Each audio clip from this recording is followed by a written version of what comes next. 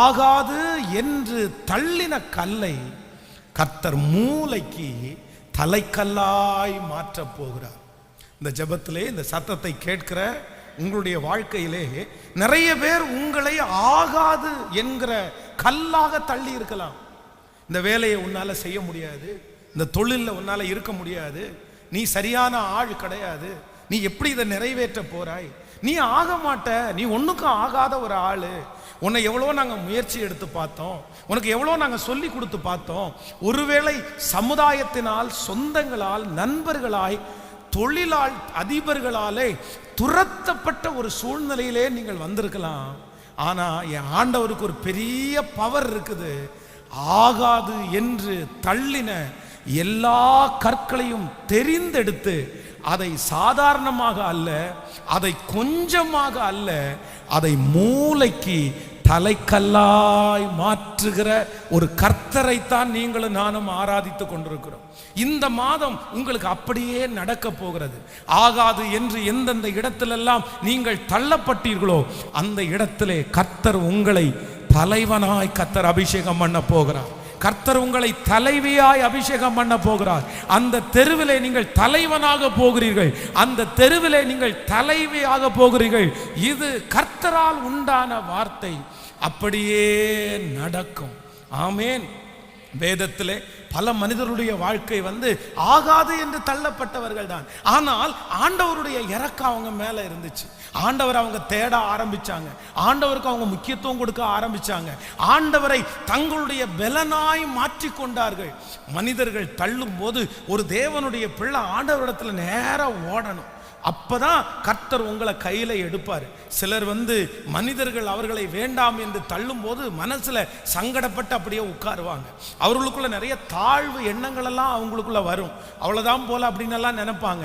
இல்லை இல்லை, ஆகாது என்று மனிதர்கள் உங்களை தள்ளும் போது நீங்க சரியான ஒரு நபருடைய கையில உள்ள போய் உட்கார்ந்துட்டீங்கன்னா அந்த நபருடைய கை உங்களை உருவாக்கும், அந்த நபருடைய கை உங்களை பாதுகாக்கும், அந்த நபருடைய கை உங்களுக்கு கற்றுக் கொடுத்து உங்களை தேறினவர்களாய் நிறுத்தும். கைகளை எல்லாரும் உயர்த்தி ஆண்டவரிடத்தில் சொல்லுங்க, ஆண்டவரே என்னுடைய வாழ்க்கையை உம்முடைய கரத்திலே நான் தருகிறேன், என்னுடைய ஆகாது என்று தள்ளப்பட்ட என்ன உங்க கரத்தில் தருகிறேன். நீர் நினைப்பீரானால் என்னை உருவாக்குவீர். என்னை பயன்படுத்துகிறது கர்த்தருக்கு லேசான காரியம். ஆமேன். ஆனால் இன்றைக்கு கர்த்தர் சமூகத்திலே அந்த வார்த்தையை நான் ஆயத்தம் பண்ணும்போது கர்த்தர் ஆகாது என்று தன்னை நினைத்த ஒரு நபரை குறித்து கர்த்தர் பேசினார். நான் ஆக மாட்டேன், நான் இந்த வேலையை செய்ய மாட்டேன், நான் ஆகாது என்று தள்ளின கல். ஸோ அந்த மனுஷன் ஏன் தன்னை ஆகாது என்று தள்ளினார் அப்படின்ற ஒரு 2 காரியத்தை உங்களோடு பேசி உங்களுக்காக நான் ஜெபிக்க ஆசைப்படுகிறேன். வாசிக்கலாம், எல்லாரும் எடுத்துக்கொள்ளலாம். யாத்ராகமம் எழுதின புஸ்தகத்திலே ஒரு வசனத்தை நம்ம வாசிக்க போகிறோம். 4ஆம் அதிகாரத்தை எடுத்துக்கொள்ளுங்கள். யாத்ராகமம் 4ஆம் அதிகாரம் 1வது வசனத்திலிருந்து வாசிக்கலாம். அப்பொழுது மோசே, அவர்கள் என்னை நம்பார்கள், என் வாக்குக்கு செவி கொடார்கள், கர்த்தர் உனக்கு தரிசனமாகவில்லை என்று சொல்லுவார்கள். கர்த்தர் அவனை நோக்கி, உன் கையில் இருக்கிறது என்ன என்றார். கோல் என்றார். அதை தரையிலே போடு என்றார். அவன் அதை தரையிலே போட்டபோது அது சர்ப்பமாயிற்று. மோசே அதற்கு விலகி ஓடினான். அப்பொழுது கர்த்தர் மோசையை நோக்கி, உன் கையை நீட்டி அதை வாளை பிடி. அவன் கையை நீட்டி அதை பிடித்த போது அவன் கையிலே கோலாயிற்று. ஆபிரகாமின் தேவனும் ஈசாக்கின் தேவனும் யாக்கோபின் தேவனுமாய் இருக்கிற தங்கள் பிதாக்களுடைய தேவனாகிய கர்த்தர் உனக்கு தரிசனமானதை அவர்கள் நம்புவதற்கு இதுவே அடையாளம் என்றார்.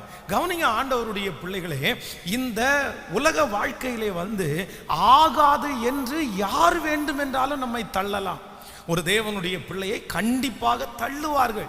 உங்களை வேணாம், நீங்க இதுக்கு சரிப்பட்டு வரமாட்டீங்கன்னு உலகத்திலே இருக்கிற பல இடங்களிலே இந்த தள்ளுதல் ஒரு தேவனுடைய பிள்ளைக்கு வரும். ஆனா நீங்க ரொம்ப ஜாக்கிரதையா இருக்க வேண்டியது என்ன அப்படின்னா, யாரு வேணாலும் உங்களை ஆகாதுன்னு தள்ளலாம், ஆனா உங்களை நீங்கள் ஆகாது அப்படின்னு நீங்க தள்ளிடக்கூடாது. நிறைய பேர் இருக்கிற பெரிய பிரச்சனை அப்படின்னா அவங்கள யாருமே ஆகாதுன்னு தள்ளல, அவங்கள யாருமே வேண்டான்னு சொல்லல, அவங்கள யாருமே நீ பிரயோஜனமற்றவன்னு சொல்லல. ஆனால் அவர்கள் வாழ்க்கையிலே அவர்கள் பார்த்த சில தோல்விகள் அவங்களையே பின்னுக்கு தள்ளி நான் ஆக மாட்டேன், நான் ஒண்ணுக்கும் ஆக மாட்டேன் போல தெரியுது, நான் ஒரு சரியான பர்சன் இல்லைன்னு சொல்ல வைக்கிறாங்க. இதே சூழ்நிலை தான் யாருக்கு வந்துச்சுன்னா, இந்த மோசே தன்னுடைய வாழ்க்கையிலே ஒரு 40 ஆண்டு காலம் பார்த்தீங்கன்னா எகிப்திலே பார்வோனுடைய வீட்டிலே மிகவும் பெரிய ஆளா வாழ்றாரு. ஆனா அடுத்த 40 ஆண்டு காலம் அவர் ரொம்ப கஷ்டப்படுறாரு. அவருக்கு நிறைய போராட்டங்கள் வருகிறது. எல்லாவற்றையும் அவர் மறந்துட்டாரு. இனி அந்த இடத்துல இருந்து போவேன் என்கிற நம்பிக்கை அவருக்கு முற்றிலும் அற்று போயிருச்சு. உடனே மனசுக்குள்ள என்ன நினைக்கிறார் அப்படின்னா, ஆண்டவர் ஒரு பெரிய பொறுப்பை வைத்து அவரை அழைக்கும் போது, இல்ல ஆண்டவரே, நான் இதுக்கெல்லாம் சரி பண்ணி வரமாட்டேன், நீங்க வேற யாரையாவது அனுப்புங்க, நீங்க வேற யாரிடத்துலயாவது சொல்லுங்க, அவ்வளவுதான், எனக்கு அவ்வளவுதான், முடிஞ்சிருச்சு, நான் இப்படியே இந்த காலத்தை நான் கடக்க விரும்புறேன் அப்படின்னு அவன் ஆண்டவரிடத்துல சொல்லுகிறான்.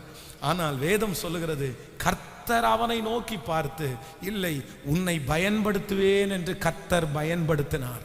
நான் நம்புறேன், இந்த ஜெபத்துல யார் உங்களை நீங்கள் ஆகாது என்று தள்ளி இருந்தாலும் உங்களை தேவனாகிய கர்த்தர் தேடுகிறார். உங்களை கர்த்தர் பயன்படுத்துவார். ஆகாது என்று நீங்களே தள்ளினாலும் என் தேவனாகிய கர்த்தர் நிச்சயமாய் உங்களையோ உங்கள் பிள்ளைகளையோ தள்ள மாட்டார். இந்த மாதத்தில் அந்த மேன்மையை நீங்க பார்ப்பீங்க. அந்த ஆசீர்வாதத்தை கர்த்தர் உங்க கண்கள் காண பண்ணுவார். ஆமேன் சொல்லுகிறவர்களுக்கு அப்படியே நடக்க போகிறது. இந்த மாதம் கர்த்தர் உங்களுக்கு ஒரு தொழிலை ஆரம்பித்து கர்த்தர் கொடுத்து, நான் நம்புறேன், ஆகாது என்று தள்ளின உங்களை உனக்குள்ளேயும் கிருபைகள் இருக்கிறது என்கிறதை கர்த்தர் நிரூபிப்பாராக. உங்களுக்கு ஒரு அங்கீகாரத்தை கர்த்தர் தந்து உங்களை இந்த மாதம் இந்த வார்த்தத்தை அப்படியே நிரூபிப்பாராக. ஹல்லேலூயா.